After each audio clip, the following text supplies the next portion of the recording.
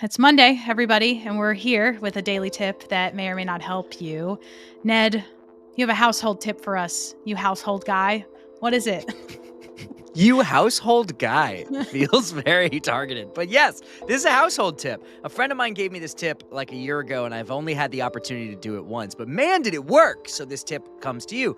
You know when you have a chair in the same spot on a carpet for many years, and then you move the chair, and now there's those indents on the carpet? You don't want those indents anymore. The tip of the day is this. Overnight, just take an ice cube, put it on the indent, and leave it. And when you come back the next morning, the indent will be significantly reduced or even gone altogether. That's the tip of the day. Ice cube on the indent.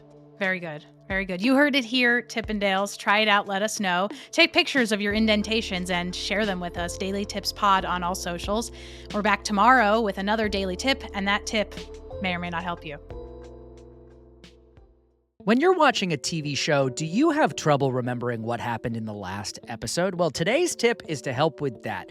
Hey there, I'm Ned. It is Tuesday, February 4th, 2025, and this is Daily Tips that may or may not help you. Today's tip of the day is this. Simply do not binge tons of episodes of a show in one sitting. Set limits on it. Television was developed to be watched weekly, and then you would have time between episodes to discuss things with your friends and go over things and create conversation that would help lock in plot elements of your favorite shows.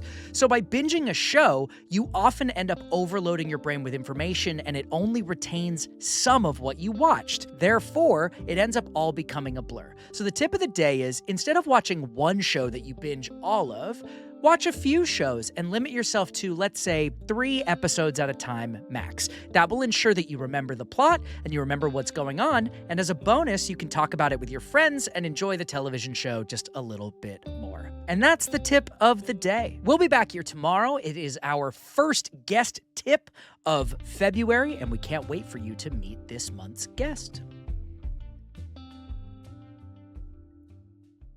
Tippendales, it is Wednesday, which means it's time for our first February guest tip, and we have a new guest tipper, and that is Catrin Skaperdas. So she's here to give us a tip today. But before she does, Catrin, quick introduction. Who are you? And then let's launch into your tip.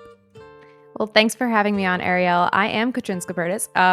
I am an expert in podcast development, specifically audience development. I host a podcast called Italian for Sure, a podcast about Italian culture.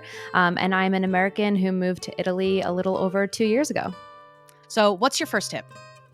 It's that Italian food doesn't exist. And let me explain. So Italy has 20 regions. So some people say that there are 21, but we don't have enough time to talk about that.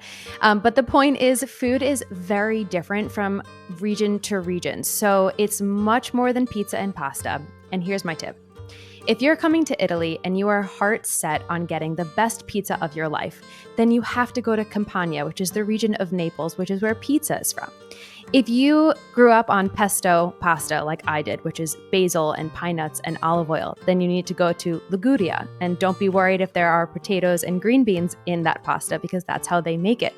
If you're looking for a cannolo, and yes, not cannoli, because cannoli is plural for a singular cannolo, then you need to go to Sicily. So food comes from a particular region in Italy.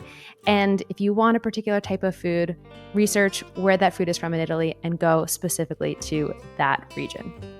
Italian food does not exist. That's the headline. I love that. Italian food does not exist. Perfect.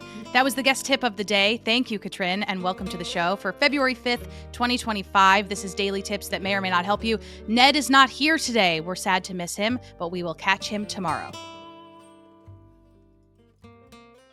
Ned, in our ongoing quest, in our never-ending quest to figure out our calendars, to master our calendars, we have a lot of tips for the folks on Daily Tips that may or may not help you, and today is another one of those days where you impart one of those tips unto us. This tip is so simple. A lot of y'all probably do it, but if you don't, I could not recommend it more. If you have a work calendar, especially one that other people can see and book time on, preemptively book out like 2 hours a day that you just mark as busy for yourself to get stuff done, because otherwise your day will get quickly filled up at the whim of someone else's calendar who's protecting their own time. You can change it later, but this way no one can surprise you with a meeting, and you know you have at least 2 hours set aside to get tasks done on your work day. That's the tip of the day. Reclaim your time on February 6th, 2025. We're back tomorrow for a Friday tip. Ooh, I love today's tip, and I need to implement it, actually. Sure. Ready? Yeah, we can start with that. We already started. Great. May I dive in? Take it away. Today's tip is that you probably don't need a whole new phone. You probably just need a new screen protector for your phone. My phone is maybe a year old, and I find myself thinking that it's done, dead. But then I realized everything works perfectly. It just looks bad. It just has a lot of scratches on it. And I'm just going to update the screen protector, and then I know it'll feel like a brand new phone. So that's my tip, is consider, do you need a new phone or do you just need a new screen protector? I'm all for a longer lifespan of hardware. I'm going to give a shout out to a company who does not pay us, backmarket.com. They're all over the subways. Huge fan of Backmarket. A friend of mine is their chief marketing officer. So I've been good texting job. her, letting her know that her Subway ads are very effective and I like them very much. Yes. But anyway, backmarket.com is a great place to go if you need a new phone and don't want to buy brand new. But yes, a screen protector if it's just cosmetic. Please don't change out your phone if you don't have to.